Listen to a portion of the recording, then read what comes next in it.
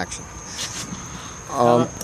Alright, as Alicia is going to do right now is going to show you how to install the IVM for the BMW 650. It's really a little bit complicated to take apart the first page of the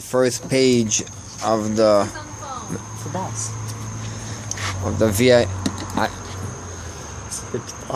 So what we do right now is we are unscrewing the screws for where the computer sits, which is located the IVM. This will help, God willing, will help us start the ignition. The car will stop getting stuck.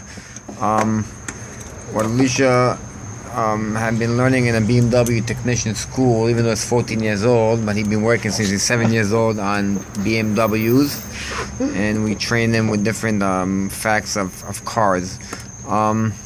We bought the piece today by the dealer, which cost us $95, and we're gonna show you right now what happens when you open the computer box for your BMW 650.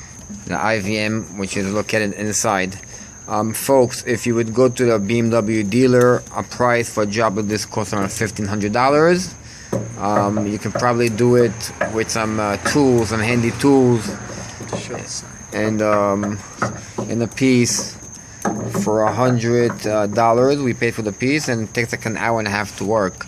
We're gonna take the screw. Make sure you don't lose the screws. I'm going to pause the video and I'm going to show you when we take the piece off. Thank you.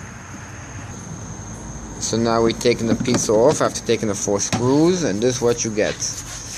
Technically, on the BMW, the computer sits in this place, and there's some things that we got to change. I think it's that. Which we don't even know what it is yet.